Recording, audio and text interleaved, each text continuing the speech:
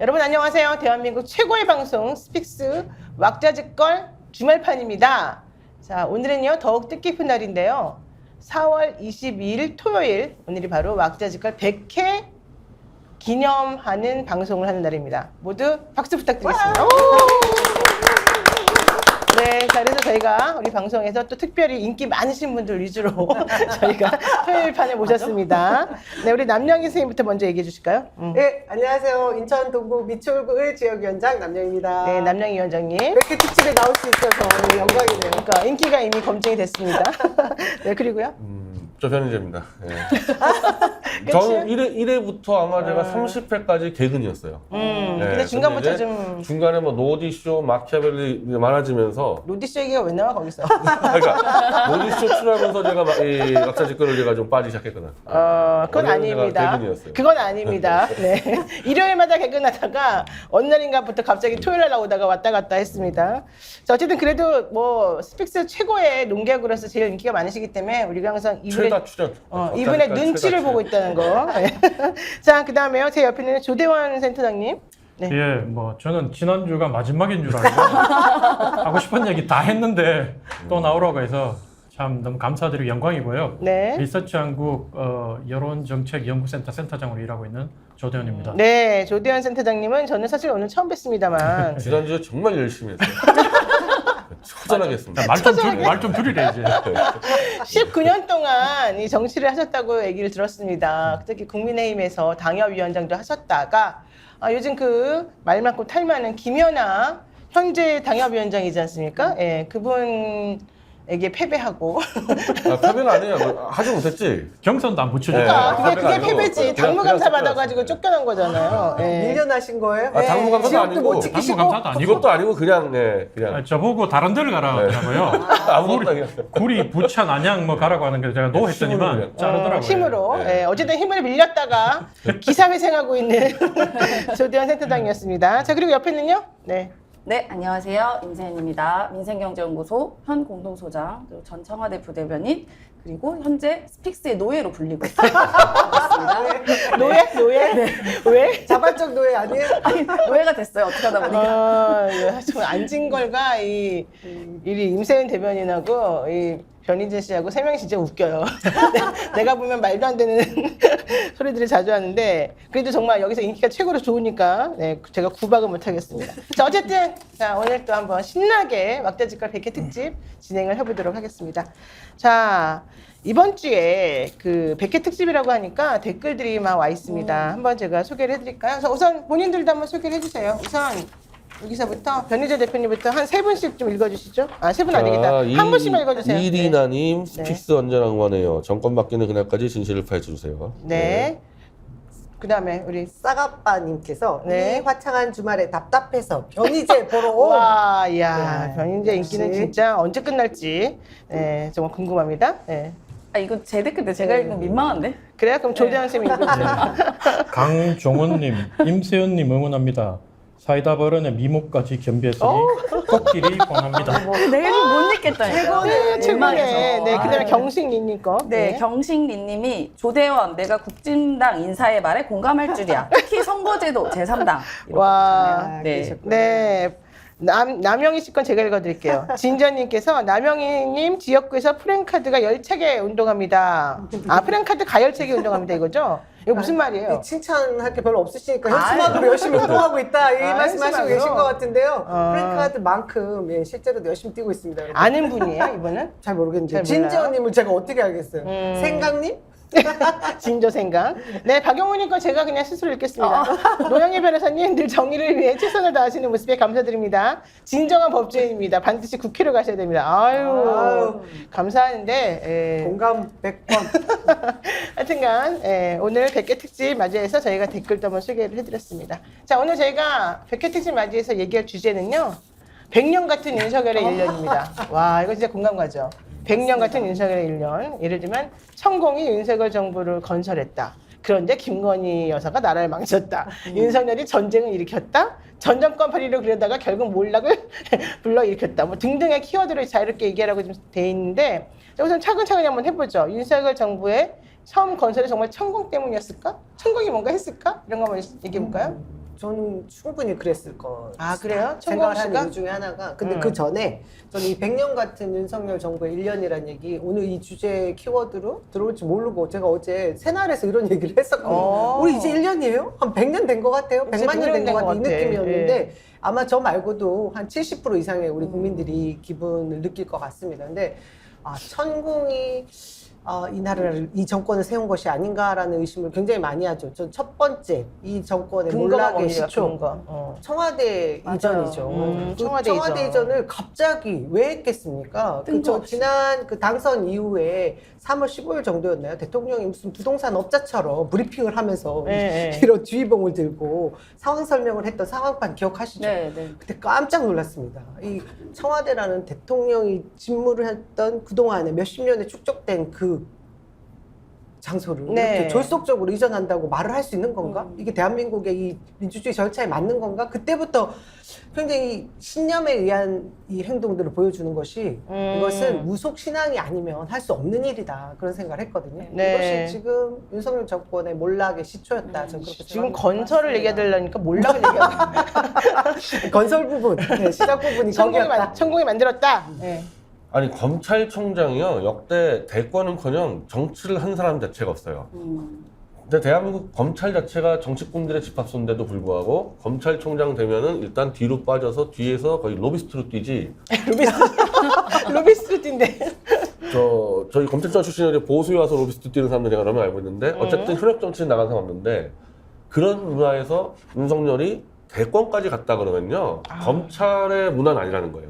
딴쪽 문화가 결합됐기 때문에 가능한데 그거는 무속이 들어왔다는 거죠. 그래서 이 정권은 검찰 플러스 무속 연합 정권이라 그래서 시발점을 무속의 힘으로 왔을 가능성이 높아요. 웬만하면 그렇게 이제 검찰이 이제 딱 이렇게 문화가 이제 굉장히 좁잖아요. 네네. 감히 이게 대권 확 치고 나가는 문화가 없는데 무속의 힘을 믿고 확 질렀을 가능성이 있죠. 근데 그렇게 되면 결국 무속을 믿어야지 출세한다 이런 거 아니겠습니까? 아니 최소한 이제 윤석열은 일단 건설까지는. 이명수 여자하고 같은 그 김건희 통화하는 내용 보면은 네. 천공의 힘이 작용된 건 분명하죠. 한번 해봐라 된다. 자, 천공이 그렇게 용하다. 이게 결론이네요. 용한 천공 어떻게 생각하십니까? 제가 여기 보수에 어떻게 보면 대표로 이렇게 불려 나온 것 같은데 빌려 나오진 않았어요. 왜 그러세요 도대체? 저랑 내가 다른 보수. 전 대표님은 뭐 달라요. 지난주에 우리가 정의를 했지만 장외 보수고 장외? 제도권 보수를 장외예요, 장외. 말할 때 참 조심스럽습니다. 조심해야 이번 주에 되겠다.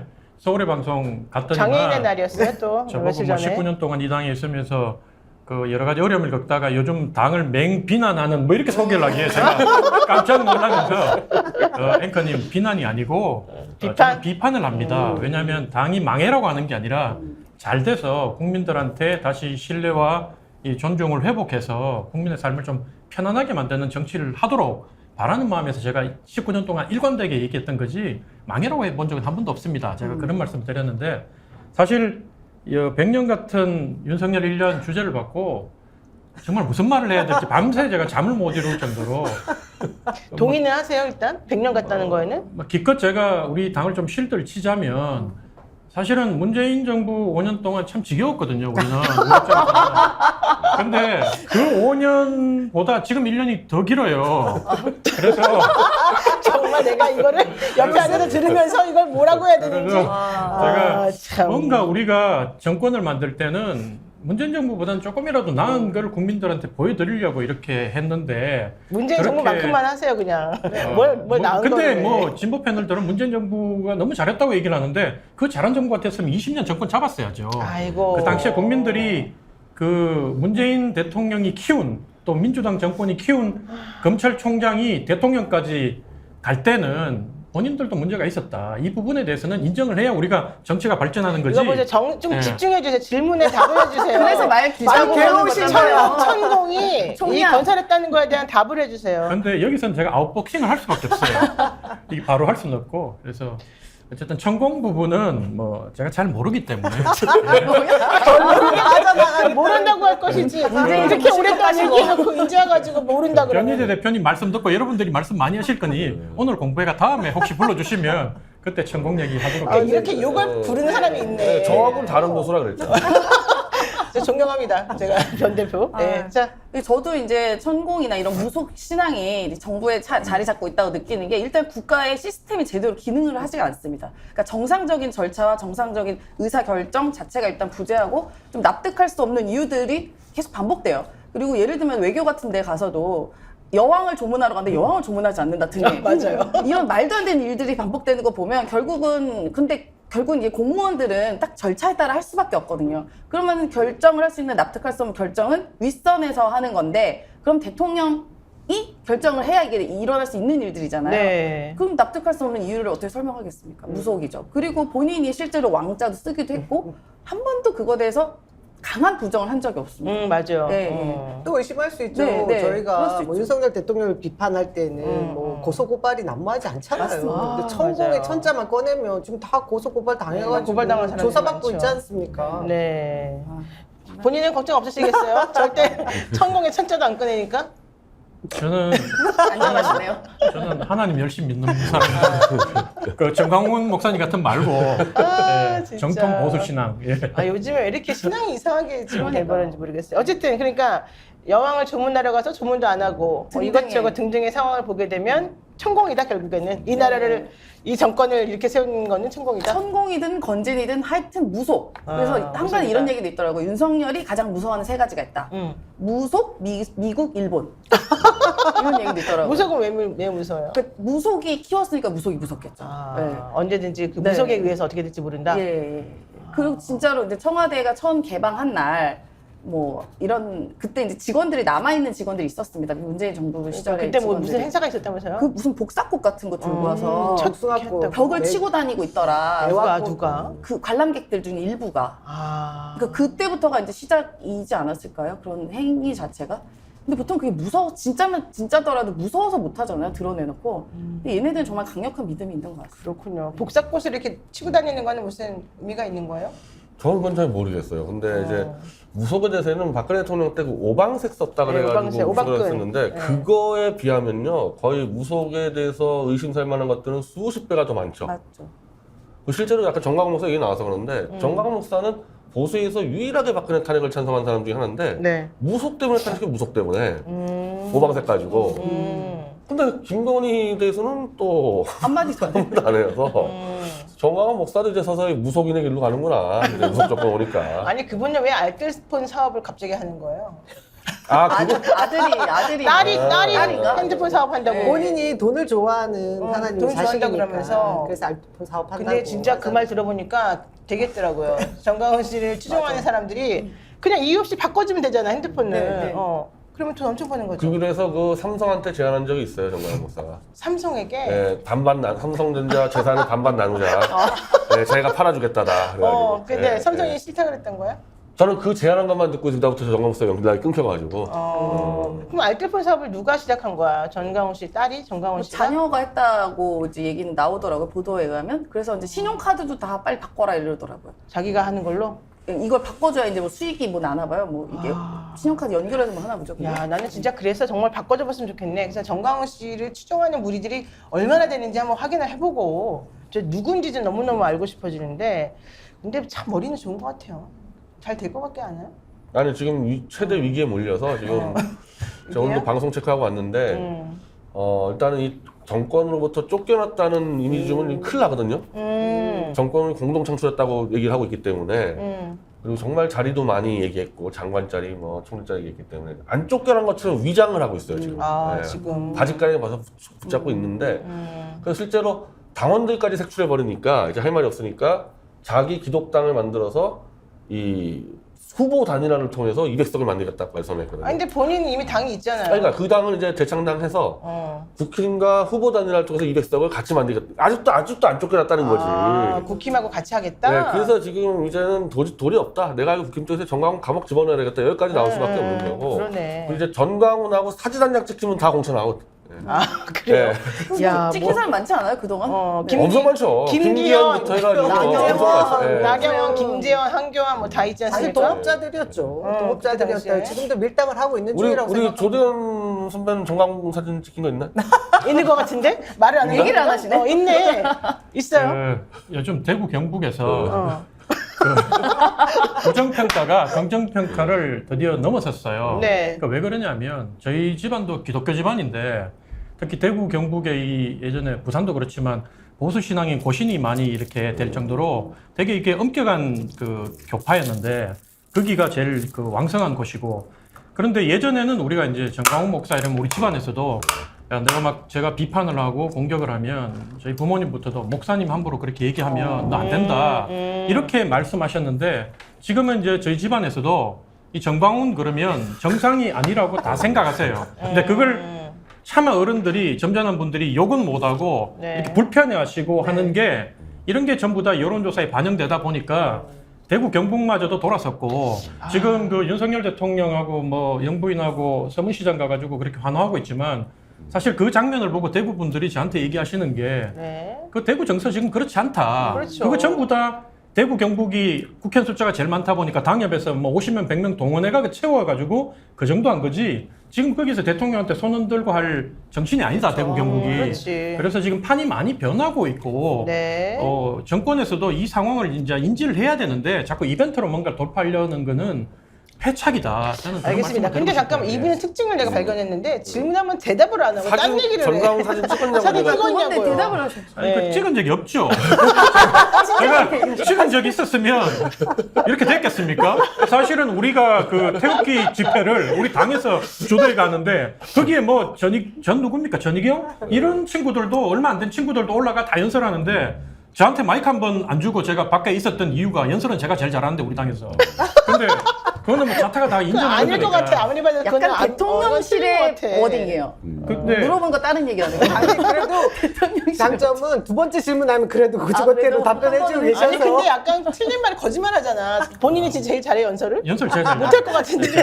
증빙되지 않은 이야기 하는 것도 똑같아. 자, 어쨌든 대통령. 네, 마무리를 좀 지어주세요. 예, 장황하게 마무리를 하지 말고. 지으면 네. 어쨌든 그 현재 당이 이 예를 들면 천공 부분도 그렇고 정광훈 부분도 그렇고 우리가 이게 사실이든 아니든 간에 이런 부분을 이제는 세상에서 회자되고 국민들이 실제로 믿고 있다는 자체가 당이 뭔가 잘못되고 있고 정권이 위기에 봉착해 있다. 저는 그런 생각이 들고 그러니까 지금까지 했던 거에서 완전히 돌아서서 새로운 방향으로 가야 된다. 이렇게 말씀을 드리고 싶어요. 정광훈 목사랑은 결별해야 된다는 거죠?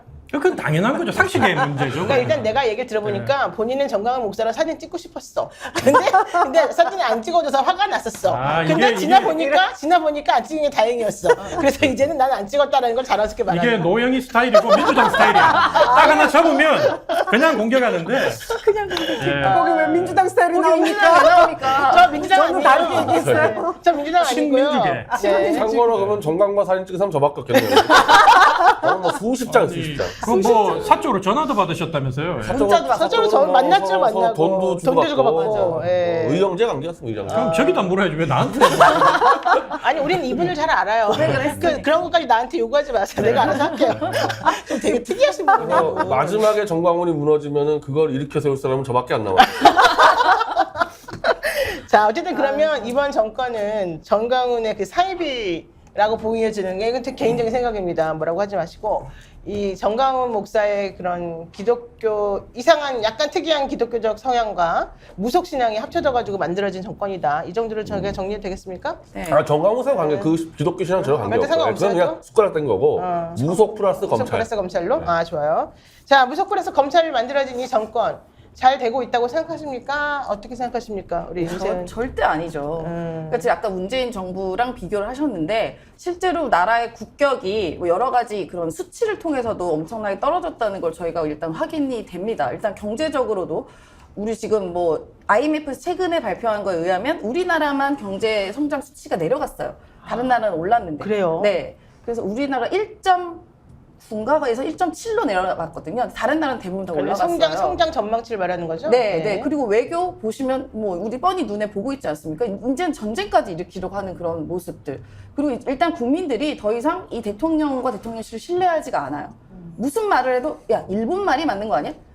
야 저기 CNN이 맞는 거 아니야? 라는 지경까지 왔습니다. 그러니까 신뢰를 받지 못한 정부는 어느 순간 무너질 수밖에 없다. 저는 그렇게 판단이 됩니다. 네, 그러니까 결국 이제 망해가고 있는데 네, 그게 대통령실이나 이런 데서 대응하는 것도 이상하게 하고 있고 네, 네. 그다음에 외교도 잘 못하고 있고 총체적으로 총체적 난국이다. 난관이죠. 네. 네. 어떻게 보세요?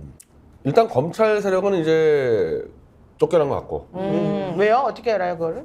한동훈이 지금 입 못 열고 있잖아요. 그러니까 조용하더라고, 요즘에. 제가 알기로는 저 당에서 입다물라고 경고장 날아갔다고 그러는데 그 딸 학교 때문에 그런 거 아니에요? 지지율 자체, 딸까지 포함해서 지지율이 떨어진 데 있어서 한동훈의 워낙 그 원흉이다 한동훈이가 뭐 여러 명 중에 하나서 입 다물라 해가지고 지금 도어스텝도 안 하고 도망가 있고 김건희가 튀어나왔잖아요 대신에. 네네. 그러니까 제가 말한 대로 검찰 무속 연립 정권인데 검찰 가지고 들어갔다니까 이제 김건희 생각에 안 되는 거야.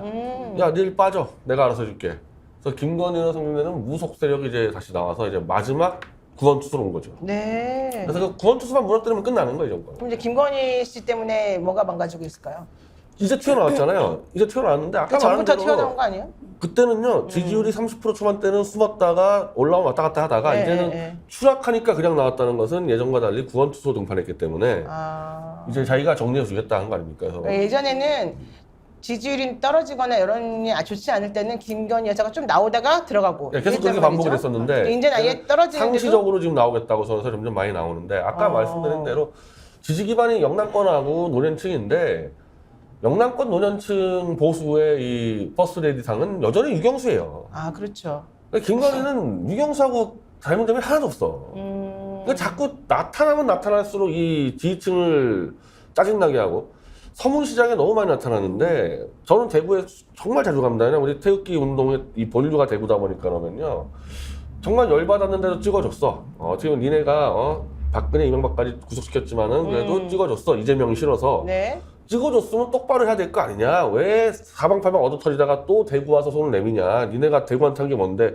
대구와 아무 관계없는 부부거든요. 윤석열과 그렇죠. 김건희는.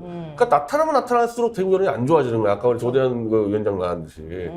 이제 김건희 구원투수가 무너지게 되면은 이제 결국 패전 처리 투수가 올라오게 되는 전 정권 마무리 단계라 봅니다. 지금. 아 벌써요? 네. 마무리? 저 벌써 가지고 작년에 마무리 시켰어야 되는데 안 돼가지고 욕 엄청 먹고 있는데. 질문이 계속 그거 변희재는 왜 아직도 하도 왜 끌어내리질 않고 있느냐? 마무리 왜? 단계 하고 있어요. 이제 할 거예요? 끌어내린 중입니다. 하고 있어요? 김영민이가 이제 6월이라 그랬는데 6월이 안 되면 이제 음력 그걸 가고 음력유월로 지금 윤달입니다. 좀 참고로. 마련해놨어요. 하여튼. 네. 저는 추석 전이라고 했어요. 추석 전으로? 네네. 난 사실 작년에 5월이라고 얘기했었는데 뭐는 안 될 것 같아요. 저도 그냥 음력 5월로 하겠습니다. 자, 우리 남경희 지금 위원장님. 뭐 저는 김건희 씨가 뭐 이렇게 막 광폭 행보를 하고 꼴보기 싫은 거 이런 건 사실 큰 문제가 되지 않는다. 중요한 것은 우리 대한민국 시스템이 완전히 붕괴된 이 부분인데 그것이 윤석열 정권의 탄생 배경과도 맞물려 있다. 아까 말씀드린 대로 시스템에 의해서 움직이는 게 아니라 네. 무속 신앙과 더불어 뭔가를 결정하기 때문인데 이 부분이 진짜 심각한 건데 그 부분에 있어서 저는 외교 부분도 해당되고 있다고 봐요. 외교 안보 그것이 결국은 또 경제와 직결되고 또 민생과도 연결되고 이 부분이 바뀔 수 있는 여지가 없다 보니 저희가 어떻게 이 정권에 희망을 걸 게 단 하나도 없어지는 걸 확인하고 있는 순간 아닙니까? 네. 그러니 아까 말씀하신 대로 이 정권이 몰락하는 거는 이제 시간 문제다. 근데 아이고. 이건 결국은 민심이 이 배를 다 뒤집어 엎는 그 순간까지 가야 되는 건데 몇 명의 위정자들 뭐 정치인들이 할 수 있는 건 아닌 것 같고요. 이 아까 뭐 대구 민심까지도 말씀하셨지만 국민들이 이 정권을 그냥 두지 않을 거다. 저는 심판하는 날이 곧 오게 될 거다. 그것은 그래요? 결국 무속과 무능 때문일 거다 생각이 듭니다. 그래도 어쨌든 19년 동안 국민의힘에서 당협위원장도 하시고 정치를 오래 하셨으니까 저희하고 생각 다르실 것 같아요. 예, 얘기 좀 해주세요. 오늘은 되게 기회를 많이 주시네요. 아 원래 안 그랬어요? 저는 뭐. 원래 다 공평하게 드립니다. 예. 근데 좀 하려 그러면 자르고 하니까. 당연하죠. 이렇게 계속 쓸데없는 말 얘기하면 안 되죠. 어쨌든 얘기하세요. 예.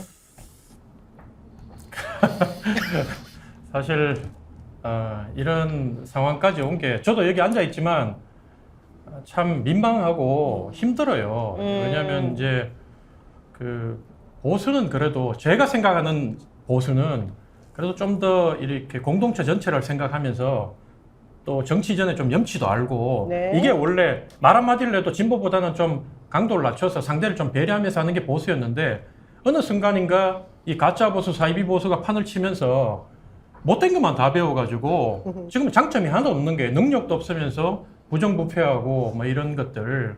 그래서 과연 이 정권이 저는 뭐 생각하지만 뭐 잘하고 못하고 떠나서 지금은 더 이상 나라 전체가 불행한 일을 겪지 않도록 정권이 잘 마무리될 수 있도록 해야 된다. 뭐 네. 이런 생각을 저는 갖고 있어요. 끌어내리겠다. 이거 되게 중요한 말씀하셨는데 함께 마무리될 수 있도록. 아니, 여러분들은 퇴진집회 뭐 함께. 한쪽에서는 이제 저는 그래 봐요. 국민 전체가 이 정권이 만개져라 이렇게 본다고는 생각지는 않고 당연히 민주당 쪽에 있는 사람들은 이걸 어떻게든 빨리 망해가지고 윤석열이 감옥 가는 걸 보는 게 속이 시원하겠지만 국민들 그렇게 다수의 국민들은 그렇게 생각을 안 하나요? 아니, 민주당도 그렇게 우리도 생각하지 않아요. 그렇게 생각해요. 저희도 민주당이 지금 정부가 잘하고 있다면 그럴 이유가 전혀 없죠. 야당에서. 여기는 쭈글쭈글 아니, 내가 알고 근데 있는 너무 안 그런다고. 민주당 사람들은 그러지 않아요? 윤석열이 이 상태로 있으면은 우리가 계속 총선 이기고 선거에서 우리가 해먹겠다. 윤석열 내버려두고 이거고 이건 안 된다. 이거는 나라 망한다. 끌어내리자는 소수야. 아, 그래요. 사실 전체적으로는 이제 해먹을 생각만 하더만 민주당. 뭐라고요? 윤석열 이용해가지고. 변희재 대표하고 내하고 톤은 달라도 맥락은 비슷하네. 뭐라고요? 아닙니다. 아닙니다. 좀 어이가 아닙니다. 없어요. 아니, 뭐 그런 어쨌든 말씀 국민 불행 마무리. 때문에 속되게 진짜. 우리는 그렇게 불행을 남의 불행이나 남의 잘못된 걸 가지고 우리가 불행하게 되는 거 원치 않아요. 맞아요. 그렇게 되는 거 결국 국민의 불행인데 맞아요. 그거는 말이 안 되는 거고 이제 지금 표현하다 보니까 그렇게 말이 나왔겠죠. 그래서 네. 당내에서 저 같은 사람이 끊임없이 쓴소리를 하고 뭐 들이받고 하는데 힘이 부족하고 그래서 지금 현재는 그래서 이제 더 이상 과연 국민의힘 안에서 이렇게 바른 보수 운동하는 게 맞느냐. 그래서 지금 제3당이 시작됐고 운동이 시작된 거예요. 이게 왜냐하면 국민들이 현재 이 국민의힘보다는 민주당을 조금 나은 당이라고 바라보기 때문에 여론조사가 1%라도 지지율이 더 나오고 있지만 이번에도 봤지만 호남에서 민주당 돈봉투 사건 터지면서 호남에는 좀 더 많이 줘야 돼 이런 얘기가 녹취록이 터지니까 호남에서 화가 많이 났다고 얘기를 하잖아요. 그러니까 저는 이런 부분들이 제3당이 또 새로운 형태의 개혁 정당이 나올 시기가 됐다. 그래서 네. 그런 운동을 지금 해야 될 것 같아요. 격가지긴 한데 제가 또 민주당의 일원으로서 이게 잠깐만 돈봉투 얘기를 하지 않을 수 없어요. 변명의 여지가 없는 일이고요. 이 관행이었다, 뭐 구태였다 이런 얘기에 대해서 정말 반성해야 되고 새로운 형태의 정치 개혁 저희가 혁신을 해야 된다. 저는 이 지점에서 근데 중요하게 생각하는데 적어도 국민의힘에서는 이런 말 하시면 안 된다고 생각합니다.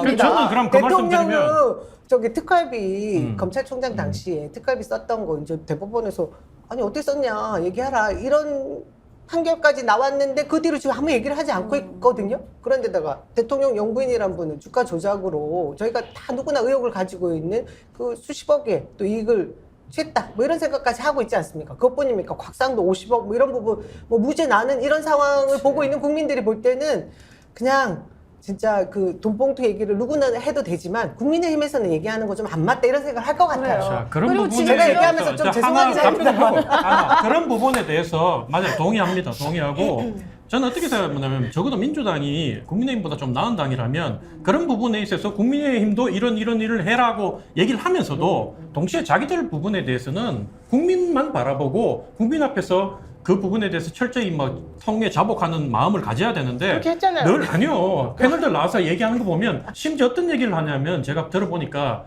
이거는 그 낙엽계에서 뒤에서 조정해가지고 한 거다 이렇게 얘기하는 누가 패널도 어느 패널이 그런 얘기예요? 어느 여기 패널이? 여기도 출연하는 패널이 아유, 있어요. 누구, 제가 누군데요? 그걸 보고 누군데요? 야 민주당이 국민의힘이 사라져야 될 정당이라고 얘기한다면 국민의힘이 사라진 다음에 그 빈 공간을 민주당 세력으로 다 채우는 게 과연 대한민국의 최선인가 이런 생각에 대해서는 다시 하게 되더라고요. 나는 그런 얘기 들어본 적이 없는데 저도 누가 그렇게 들어본 하는 적이 거야? 없는데 나중에 끝마침 우리 말씀드릴게요. 그렇게 얘기 안 하지 않나? 자, 어쨌든 돈봉투 나왔으니까 이것도 여쭤볼게요. 김연아 전 의원이 공천 미끼로 돈봉투를 받았다. 같은 지역 네, 같은 동네 지역구잖아요. 그 의혹을 지금 뭉개고 있다가 이번에 다시 이제 수사하고 있다는 얘기 들립니다. 근데 이 김연아 전 의원은 경기도 고양에 있는 시민단체가 고발하면서 작년 4월에 이제 이 일이 터지게 된 건데 국민의힘 비대위원을 거쳐서 현재 국민의힘 경기도 고양 당협위원장을 맡고 있대요. 근데 거기에 지금 바로 그 지역구에 계시다가 당협위원장 지금 이분에게 뺏기고 나오신 거잖아요. 어떻게 생각하세요, 이 상황? 제가 이분에 대해서 얘기하면 얼마나 할 얘기가 많겠어요. 근데 제가 이해 당사자고 제가 이분에 대해서 얘기를 하면 좀 구질구질해 보이지 않겠습니까? 그래서 그냥 법대로 처리가 될 거다. 그리고 사필 위정이다. 뭐 이런 말씀 드리면서 사필 위정이다. 김연아 부분은 더 이상 언급을 안 하겠습니다. 예. 그래요? 그때 당시에 뭐 정말 19살짜리를 시의원에 왜냐하면 당협위원장이 시의원들을 다 이렇게 공천하고 뭐 추천하고 그러지 않습니까? 맞아요. 그랬었다는 얘기예요. 근데 그분의 통장을 이용해서 돈을 정치자금을 받았다 이게 아니요, 지금 그분 아니고 핵심이에요? 다른 시의원이 다른 있어요. 시의원 또 있어요? 다른 시의원 통장으로. 사실은 이 얘기는 1년 전부터 많이 돌았던 얘기고 김연아 당협위원장 밑에 있던 그 분이 저한테 또 이렇게 접촉을 해서 제가 미국 있을 때 이런 일이 있다고 좀 나서달라고 할 때 사실은 제가 그랬어요. 제가 거기에 이 어떻게 보면 패배한 사람인데 여기에 대해서 내가 얘기하면 꼭 내가 작업한 것 같지 않느냐. 그래서 기다려보자. 사법기관에서 수사를 한다니 기다려보자고 얘기했는데 이게 결론이 그냥 흐지부지 조용하니까 저는 무혐의로 끝난 줄 알았어요. 네. 근데 이제 1년 뒤에 오늘 터진 거 아닙니까? 그래서 네. 경찰에 수사하고 있고 자세한 구체적인 물증과 증언들이 나오는 걸 보니까 이게 이제 대형 사고인 것 같다. 줄줄이 시도의원들이 다시 선거를 해야 되는 상황까지 갈 수도 있겠다. 이분뿐만이 아니었죠. 그러죠. 지난번에 네. 안산에 박순자 예, 전 맞아, 위원장도 맞아요. 공천 그거 있어요. 헌금, 지방선거 공천 헌금 가지고 문제가 된 게 있었는데 저는 참 이런 말씀 드리긴 뭐하지만 그런 것 같아요. 이 정치 현장에서 걸리면 잡히면 정말 유죄가 되는 것이고 그냥 숨겨지고 뒤에서 또 처리가 되면 마치 무죄인 것처럼 되는 이런 상황은 심각한 문제가 있다고 봅니다. 제가 이 자리에서는 다 얘기를 안 야의 하지만 문제가 아닌 것 같아요. 우리 당내에서는 제가 이런 문제를 얘기해요. 우리가 그 법사위원들이 민주당 돈봉투 공천 사건을 빨리 수사 투명하게 하라고 검찰청을 압력 넣듯이 항의 방문하고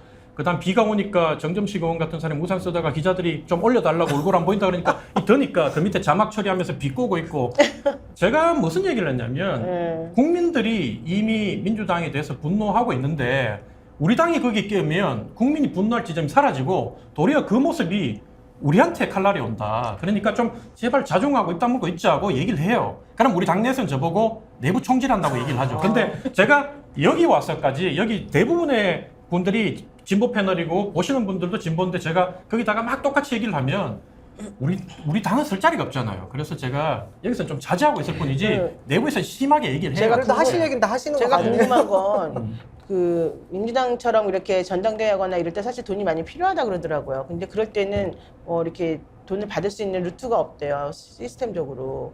그렇잖아요. 그래서 돈이 필요한데 이제 그렇게 뭐 밥값이니 교통비니 이런 것 때문에 어쩔 수 없이 받는 경우도 있다는 이제 변명을 들었는데 혹시 국민의힘에서는 그런 일은 없습니까? 제가 전당대 2번이나 나갔잖아요. 최고위원을. 아, 저도 다 떨어지신 거예요? 판돈을 5천만 원씩 내고 그렇죠. 다 떨어졌죠. 다 떨어졌는데 제가 늘 얘기하지만 판돈이라 그래, 판돈? 판돈 5천만 원씩 받으니까 그것도 비판을 많이 했어요.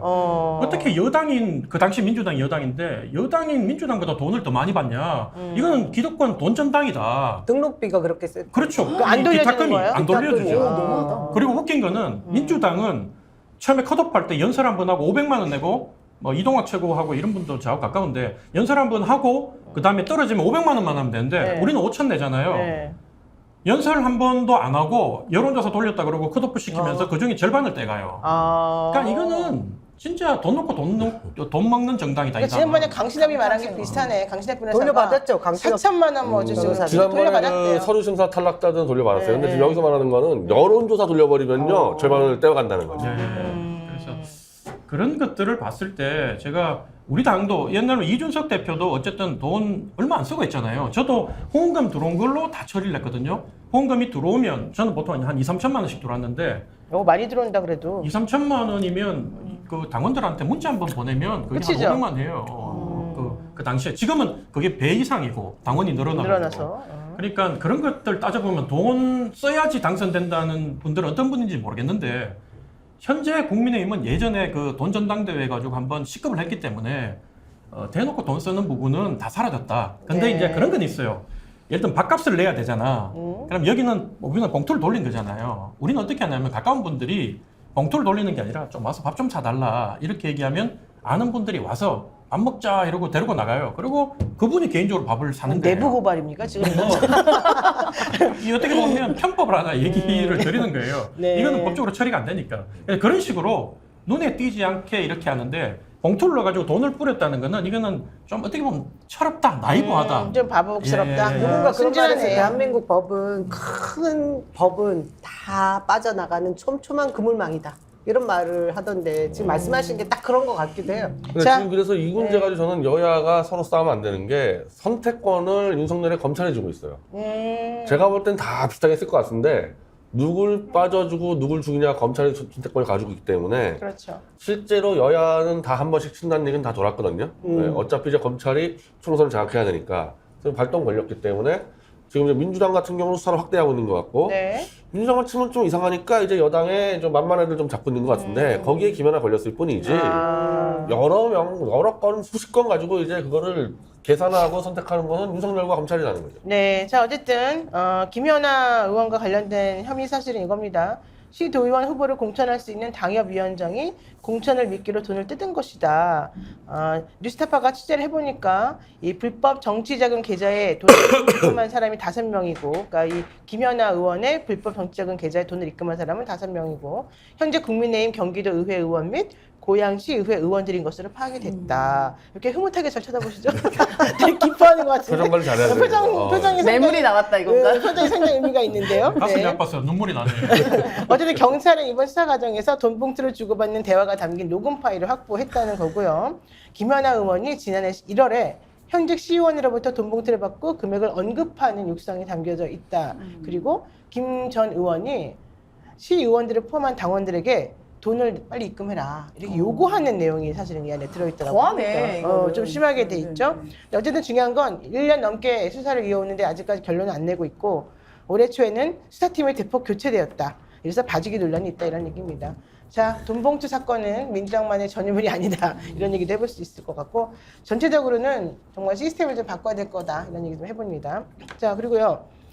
지금 대통령 때문에 또 우리가 위기에 빠지는 게 대통령 되고 난 다음에 좋은 거 뭐냐 물어보면 생각이 잘 안 나는데 그냥 나쁜 거 생각해봐라 그러면 너무 많이 나오는 거예요. 좋은 건 전 하나 딱 있습니다. 뭐요? 그 윤석열이 대통령 되면서 좌우 중도가 약간 한 국민 목소리를 내게 됐습니다. 예를 들어 변희재 대통령, 좌우. 전화 다 같이 그게 합쳐진 거, 친해진 거, 뭐 요거 하나? 그런 거? 네. 네, 이렇게 애매한 퇴진 집회 나오시면 됩니다.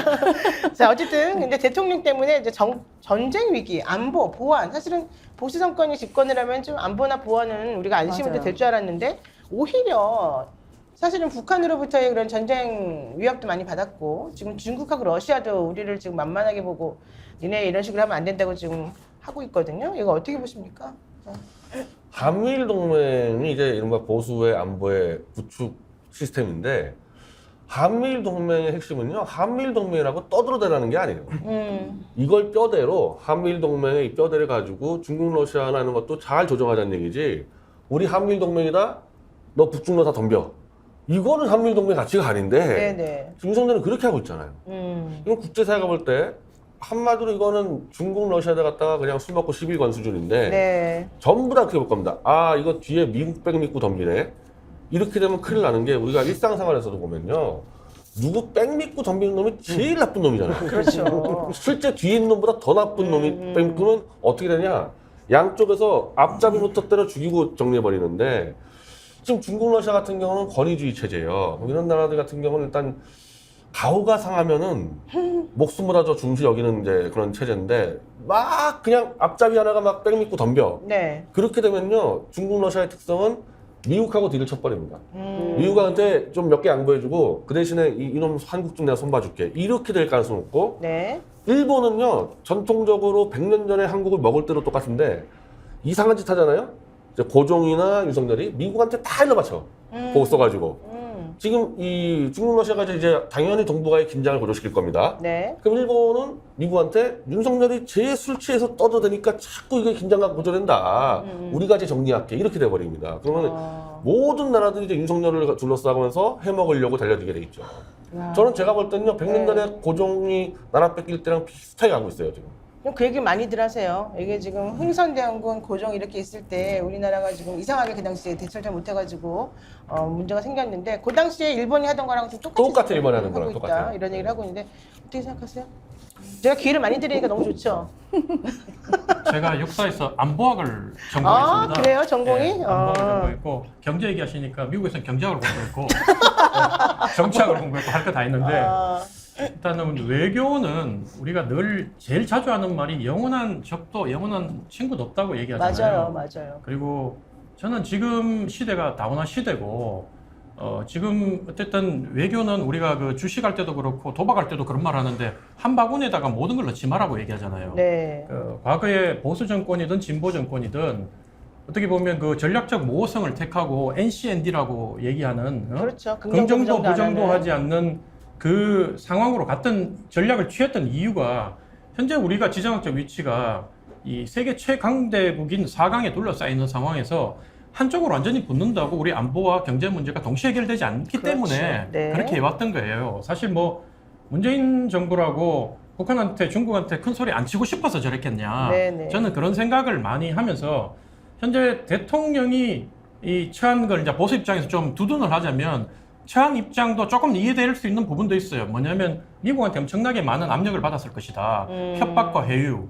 이런 부분들이 분명히 있었고 과거에는 우리 잘하는 걸로 가지고 공산 진영에도 팔아먹고 민주 진영에도 팔아먹고 이러면서 경제를 키우고 생존을 할 수 있었지만 코로나 사태 이후로 미중이 갈등을 하고 극한 대립을 하면서 한쪽을 선택할 수밖에 없도록 자꾸 강요를 하는 거예요. 네. 그래서 이제 정부에서는 우리가 어쩔 수 없다고 이렇게 핑계를 대겠지만 또 한편을 따져보면 그 와중에서도 공간이 있는 게 네. 사우디, 전통적인 미국 우방이었던 사우디가 드디어 석유를 위안화로 결제를 해주고 마크롱이 이 중국을 방문해서 네, EU하고 만나고. 좀 다른 목소리를 내는 거 아닙니까? 네. 그러니까 중국도 미국도 동시에 마크롱을 잡기 위해서 노력을 하는데 우리도 우리 스스로 지금 뭐 경제가 세계 10위고 그다음에 군사력이 세계 6등이라 그러면 무조건 미국한테 붙는 게 살 길이라는 생각보다는 좀 다른 생각을 해서 미국과 중국을 동시에 잡으면서 조금 그렇죠. 어려움이 있더라도 양쪽에서 같이 이득을 취하면서 갈 수 있는 길이 없는가 이걸 그렇죠. 좀 더 진지하게 고민하고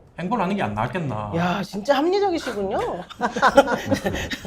안 낫겠나가 아니라 그게 정답이죠. 근데 지금 윤석열 대통령 어떻게 하고 있습니까? 외교의 기본은 전략적 모호성이잖아요. 근데 완전히 전략적으로 명료하게 하고 있습니다.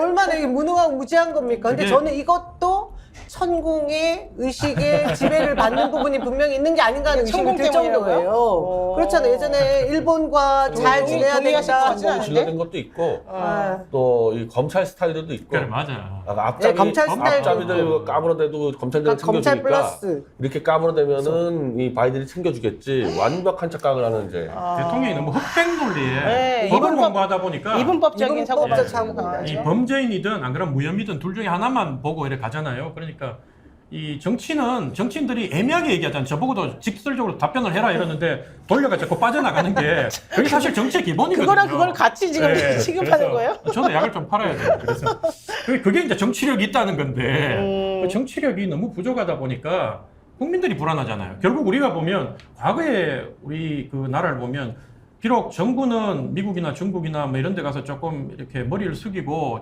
국민 자존심 상했지만 늘 우리가 해외에 나가보면 중국 사람 만나면 우리가 더 잘 살았기 때문에 그렇죠. 중국 사람들이 우리를 부러워하고 그 앞에서 우리가 중국 사람을 좀 깔고 이래 들어갔는데 이게 만약에 이제 경제적으로 앞으로 역전이 돼가지고 중국이 더 잘 살기라도 하면 뒷감당이 안 되는 거예요. 국민들은 도대체 어디 가서 대통령 할 소리 다 했는데 국민들은 정말로 이제 자존심 상하면서 무시당하면서 사는 처지가 된다. 우리 지금 그래서 중국하고 러시아에 가 있는 기업들이 지금 너무너무 아닙니다. 위험한 네, 상황이고 네. 교포들도 지금 너무 힘들어하고 있어요. 맞습니다. 그러니까 지금 뭐 중국이 사실상 뭐 개개인의 이런 소득은 우리나라가 잘 살지 모르겠지만 세계적으로 국가적인 경제적 위상은 G2라 그래서 사실상 중국이 중국이 위예요. 위예요. 예. 근데 이렇게 깔고 갈 상황이 아닙니다. 근데 또 러시아도 깔보더군요. 맞아요. 러시아도 깔보더라고요. 뭐 우리가 더 강대국이다 하는데 나는 이분들을 공부부터 좀 다시 했으면 좋겠어. 도대체 어디서 뭘 보고 그렇게 했는지를 모르겠어요. 근데 또 웃긴 거는 우리가 이제 뭐 미국, 저 미국이랑 잘 지내야 된다고 생각을 합니다. 근데 미국이 지금 뭐 반도체법이니 IRA니 하면서 우리한테 다 불리하게 해줬잖아요. 네. 근데 얘네는 웃긴 게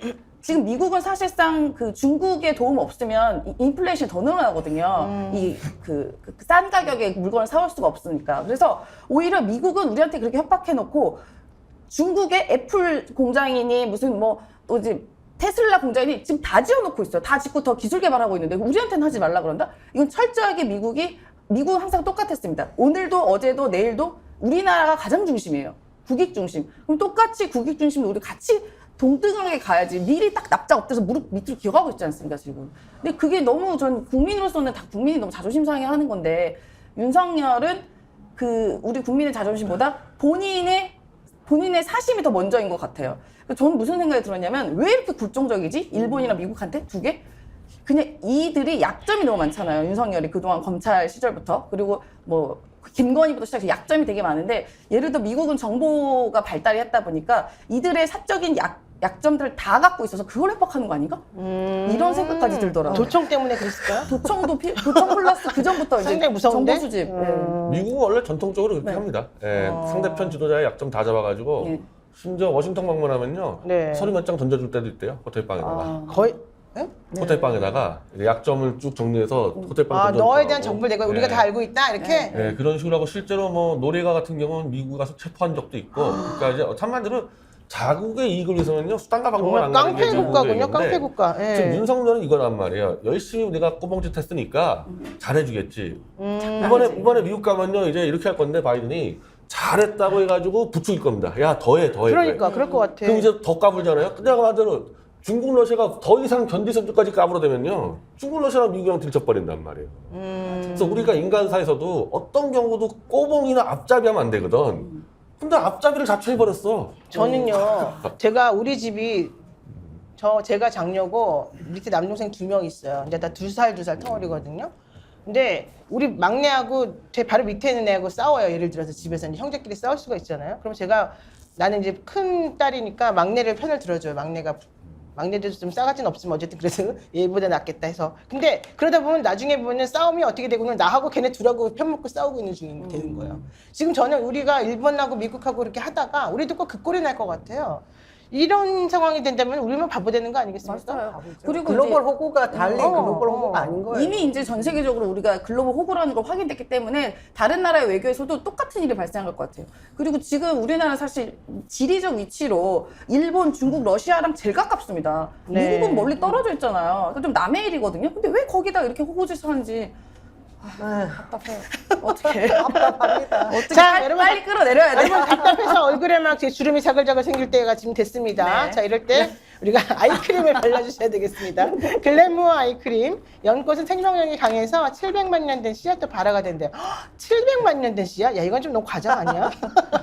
어쨌든 그 정도로 효과가 좋다는 얘기인데요. 그런 강한 생명력을 가진 연꽃의 뿌리, 씨앗, 잎에서 추출한 연꽃 추출물로 만든 아이크림이라고 합니다.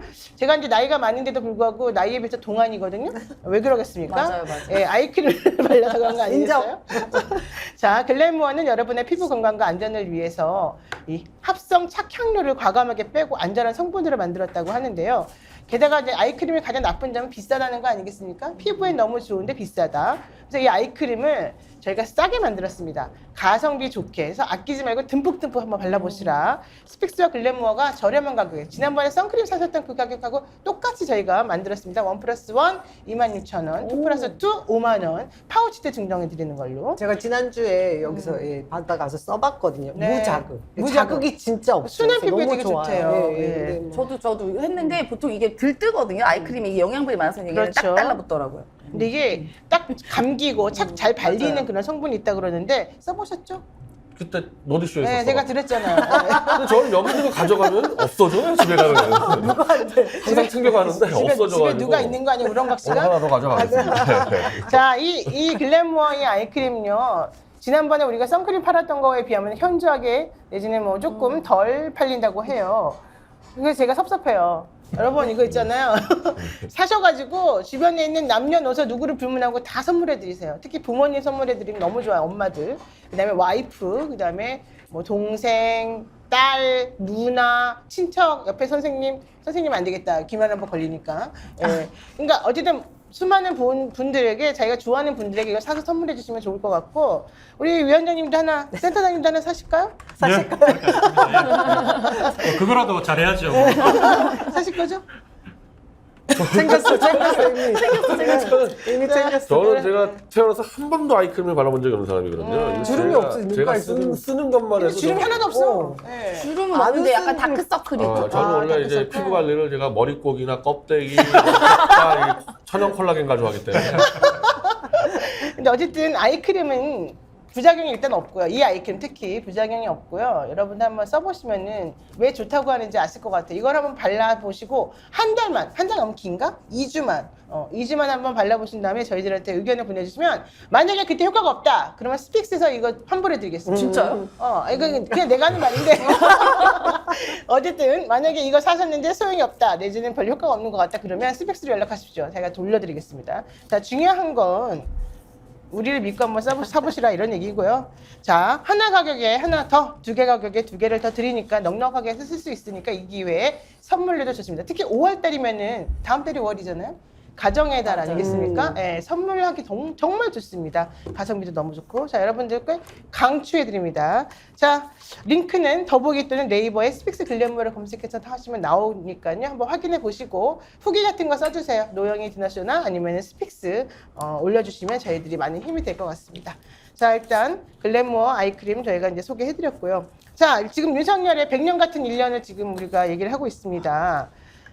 윤석열 정부의 가장 큰 특징 중에 하나는 또 하나는 전 정권을 너무 이렇게 맨날 팔아먹는다 이런 거 아니겠습니까? 무슨 일만 있으면 문재인 정부 탓이라고 어떠세요? 이건 제가 먼저 물을게요. 진짜 100시간 같은 한 시간인데. 지난번에 누가 했어요? 예? 지난번에는 누구랑 지난번에는 제가. 임세현 씨가 하시고 네, 그 또 남성 두 분이 계셨어요. 네. 그 전교한 평론가님하고 남배우님하고 두 분 다 또 우리 고향 선배고 이래가지고 되게 좀 편하게 봐줬는데 하셨구나. 오늘은 뭐 이렇게 진보 쪽에서 입 큰 스피커로 가장 유명한 영희 두 분을 넣어가지고 제가 오늘 와야 되나 말아야 되나 고민을 많이 했어요. 어쨌든 하십시오 빨리. 네. 예, 서론이 길어요. 예. 질문이 뭐였죠? 자, 전 정권 파리, 네. 전 정권 파리. 예. 사실 우리 당에도 그런 얘기예요. 민주당이 정권 잡고 난 뒤에 정권을 잘 이끌어야 되는데 늘 얘기하기를 이명박근혜 정권 맨날 전임 정부 탓하다가 망했지 않느냐. 그러니까 우리도 전임 정부 탓하면 안 된다. 정권을 딱 잡는 순간 그때부터 시간도 없는데 5년 동안 오로지 국민만 바라보고 국민한테 평가받아야 되는데 꼭 그 성적 나쁜 애들이 좌우 환경 탓하듯이 지금 좌우를 돌아보는데 그럴 때가 아니다고 얘기를 했는데 어쨌든 지금 민주당 탓을 하는 게 지금 벌써 시간이 얼마나 지났어요. 네. 이러니까 이게 다 지지율이 반영되고 현재 국민 평가에 반영돼서 망한 일본 직전까지 간 거 아니냐. 저는 그런 생각이 들어요. 심각한 거는 전 정부 탓을 하면서 수사 기소 가지고 있는 그 검찰의 능력을 계속 부리잖아요. 그러다 보니까 우리가 관료 사회라고 할 수 있는 이 정권이 관료들이 이제 복지부동하는 거예요. 그냥 안 움직이는 거예요. 다음에 이 정권이 끝난 이후에 본인들이 책임져야 될 부분에 대해서 두려움을 갖게 되지 않겠습니까? 네. 정말 대한민국 이끌어 가야 될 사람들이 지금 손을 놓고 있는 거죠. 그러니까 각자 도생의 진짜 시대로 만들어 가고 있는 것이 현 정권의 책임입니다. 네. 전 정권 그러니까 탓하는 그 단순히 모습. 그러니까 말로 결과. 탓하는 게 아니라 나 이번에 윤 대통령이 4.19 때 좀 무슨 말 하는지 몰랐는데 사기꾼. 요거 그 또 노트 하나 잡아가지고 그냥 쓸어버리겠다는 거구나 완전히. 그러니까 말 플러스 알파 검찰 칼이 들어오니까 그렇지. 이건 장난이 아닌 상황이죠. 그러니까 정치의 그냥 죽음이에요 이거는. 아니, 저는 지난 정권 때 사실 검찰개혁 얘기하시기에 나 마음으로 응원했어요. 근데 문재인 정권 때 그 검찰개혁을 결국 못 해내더라고요. 못하죠. 그래서 워낙 이런 검찰이 상황까지 세니까. 왔는데 그러면 다음에 정권 잡으시면 꼭 검찰개혁 성공해서 더 이상 이 검찰개혁 문제를 가지고 언제 때인데 그 1,000몇백 명 있는 사람들 못 잡아가지고 이런 국가가 이렇게 어려움을 겪는 일이 반복되지 않도록 꼭 다음 정권 잡으시면 잘해주시기를 제가 부탁드립니다. 저한테요? 누가 좀 저는 민주당이 아니라니까요. 어딜 보고 얘기하시죠? 저는 민주당이 아니라고요. 예, 제가 민주당 밀어드릴 테니까 민주당이 정권 잡으면 지난번 실패했잖아요. 네. 다음에 꼭 근데 성공하세요. 지난번에 실패한 거는 이 뭐 의지나 정부의 문제라기보다는 워낙 이 기득권의 세력이 저항이 너무 컸기 때문에 그런 거죠. 그거를 이제 다른 말로 하면 무능했기 때문에 그렇다. 국회에 180석 주고 정권 주고 삼천리 금수강산 다 밀어줬는데 지방정부까지 매를 그럼 보내. 국민들이 매를 보내. 더 이상 어떻게 밀어줘야지 검찰개혁을 성공할 수 있을지 네. 지난 그게 정부는 너무 할 말이 궁금해요. 없는 게 배 윤석열 아픈 지적은 검찰총장이 안 쳤는데 지난 정부는 저는 뭐 거의 공범이라고 보고 제가 정권 역시 잡으면 보수. 그냥 끝장을 검사 판사 끝장을 내버릴 겁니다. 예, 제가 정권 잡으면. 정권 잡으시고 꼭 밀어드려야 네. 되겠는데. 그래서 저는 이번 정권이 탄생한 배경과 그 이후 이게 만일에 이 정권의 그 수명을 저희가 단축시킬 수 있다라고 하면 대한민국의 그 거대한 기득권의 벽을 저희가 무너뜨리는 기회를 오히려 검찰총장 출신 윤석열 대통령이 오히려 그 민낯을 더 보여줌으로 해서 민심을 또 엎을 수 있는 기회를 준 거다라고 희망적으로 보고 있는 사람 중에 하나인데 그렇게 돼야 되겠죠. 또 저는 동의하는 조대현 게 같은 분이 힘써주시면 도움이 될 겁니다. 80년도에는 옛날에 저희 육사가 세상을 다 잡았잖아요. 네네네. 그 정점을 때리고 난 뒤에 결국은 내리막길로 갔거든요. 검찰도 제가 얼마 전에 기고를 하나 했는데 검찰개혁 부분에 대해서 그동안 검사들이 사회 곳곳에 우리 사회에서 이 뭐 육사만큼 드러내놓고는 안 했지만 곳곳에 폐해를 주고 이 부정한 짓을 하고 했던 부분들이 드러나지 않아서 몰랐던 거예요. 그렇죠. 근데 오히려 검사 출신들이 정권을 잡고 전면에 드러나면서 한동훈 같은 사람이 드러나고 윤석열 같은 사람이 드러나면서 도리어 국민들이 전부 다 검찰 개혁에 대해서 관심을 갖게 됐다는 게 드디어 검찰 개혁할 기회가 왔다. 저는 그렇게 보고 있는 거고 그 부분에 대해서는 국민들이 여야 뭐 지역 할 것 없이 동의하는 근데 국민들이다. 위원장님은 왜 검찰 개혁을 해야 된다고 생각하는 거예요? 뭐 검찰한테 당한 게 있어요? 저는 기본적으로 그런 생각에 어느 한 집단이 한 부류의 직업의 사람이 나라 권력을 너무 많이 가지면 안 된다. 민주주의 특징은 권력의 분산이다. 그렇죠. 분산이고 자율이고 뭐 이게 있는데 당내에서도 지금 검사들이 검사 분위기가 있다 보니까 육사 출신인 나도 숨이 막힐 정도로 바른 말하면 뭐 받아버리고 잘라내고 이런 것들이 숨이 막히는데 이 당내 분위기가 그대로 사회로 지금 그대로 진행되고 있는 거 아닙니까? 네. 대통령이 원하는 게 일사불란하게 움직이는 거 좋아하고 그리고 국민님도 일사불란하게 움직이고 이런 걸 보면서 너무 숨이 막히는데 일반 국민들 또 반대쪽에 있는 윤석열 대통령을 찍지 않았던 국민들은 얼마나 답답할까 네네. 이런 생각을 저는 하는 거예요. 예. 알겠습니다. 자, 마지막으로 우리 임세현 대변인 말씀해 주시죠. 검찰이요? 아니 전 정권 파리로 몰락을 부르고 있는 이 상황. 그 너무나 무능하고 일단은 본인들이 할 수 있는 게 결국은 수사랑 기소밖에 없지 않습니까? 뭐 검찰이 한 거는 항상 조사하고 기소하고 뭐 이런 설득의 과정이나 그러니까 뭔가 통합할 수 있는 능력이 없어요. 그러니까 정치인이 아니기 때문에 이런 그게 부족하다 보니 할 수 있는 거 저는 했다 생각이 듭니다. 그리고 저는 사실 이 부분이 정의와 공정, 뭐 상식 이걸로 집권한 대통령이 사실 그 모든 그거와 제일 반대되는 행동을 하지 않습니까? 저는 또 이게 또 신기해요. 우리가 어느 날부터 거짓말을 하는 게 전혀 양심의 꺼리낌이 없어지는 거예요. 그러니까 대통령이 그 윤리적 기준을 너무 확 낮춰버렸다. 그리고 심지어 이제 공적으로 정말 그 대통령실의 워딩은 굉장히 그 한마디 한마디가 정말 중요한 영향을 중요하죠. 끼치잖아요. 네. 근데 여기서 지금 나오는 얘기는 앞뒤 다르고 지금 다르고 어제 다르고 하는데 그거에 대해서 전혀 부끄러워하지 않아요. 바이든이 제2의 대표적이죠. 날리면 바이든을 날리면. 계속 하고 있고 오히려 들은 사람 보고 이번에도 러시아 보고 야 우리 말한 거 그거 아니까 니네 다시 들어봐라는 그런 황당한 러시아한테까지 얘기를 이제 하는 걸 욕을 보고 하더라고요. 이제 해외에 있는 뭐 러시아에 있는 대통령 어. 푸틴인가요? 뭐 거기 총리한테까지도 그런 말을 한번 보면서 저는 이 대통령의 일상적 거짓말과 대통령실의 일상적 거짓말이 이제 정말 아름답고 정직한 나라라는 기준에 대해서 이게 일본에서 아름답고 정직한 나라라고 했는데 그거는 윤석열만 사라지면 우리나라는 아름답고 정직한 나라 될 것 같다. 알겠습니다. 자, 오늘 지금 100년 같은 1년, 뭐 100시간 같은 1시간이요? 네, 제가 이렇습니다. 저는 되게 자랑스럽게 생각하고 있습니다. 네, 어쨌든 오늘 한번 얘기를 나눠봤는데요. 얘기를 나누다 보니까, 참 여러 가지로 정말 우리가 지난 1년을 버틴 게 대단하구나. 어떻게 이런 상황을 견뎠을까 이런 생각도 들면서 한편으로는 이제 꽃피는 봄도 오고 점점 문제가 발생하는 거를 피부로 느끼면서 국민들이 이제는 한마음 한뜻이 되어가지고 좀 더 상황을 낮게 발전시키고자 하는 이런 마음들이 좀 많이 뭉쳐져 있구나 이런 걸 느낄 수 있었습니다. 자, 제 옆에 있는 양쪽의 성격이 약간 다른 보수님들. 네, 마지막으로 30초씩만 한마디씩 해주세요. 저요? 해주세요. 그 변희재 대표 덕분에 이 귀한 자리에 또 나오게 되고 왜요? 왜 이분 덕분이요? 변희재 대표 추천을 했대요.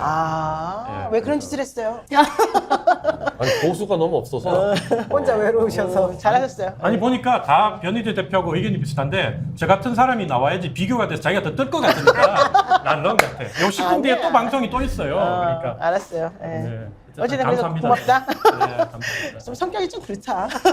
아니, 좀 농담입니다. 자, 말씀하세요. 노디스도 제가 한 명 추천했어요. 누구요? 그러니까 공희준이라고. 저는 거기는 보수라기보다는 제3지대인데 그분을 원래 옛날부터 잘 모시고 싶었는데 그분이 시간이 안 맞아서 못 제가 모시고요. 수요일 날 이제 노디스 하도 편의 교체를 해서 공희준이 한번 브랜드 먼저 노디스 얘기하고 있는데 알겠습니다. 그래서 좀 이제 폭넓게 가자. 그래서 제3지대 뭐 보수 이렇게 지금 많이 하고 있는데 어차피 다 이렇게 하는데 모일 수밖에 모여요. 없- 예, 네. 방법이 없어요. 예, 네. 윤석열 정권에 대해서 좀 이제 진짜 제 장애보수 동지들이 이제 정강원 같이 다 쫓겨났잖아요. 네. 이제 다 쓰러질 텐데 다 올 거예요 이쪽으로.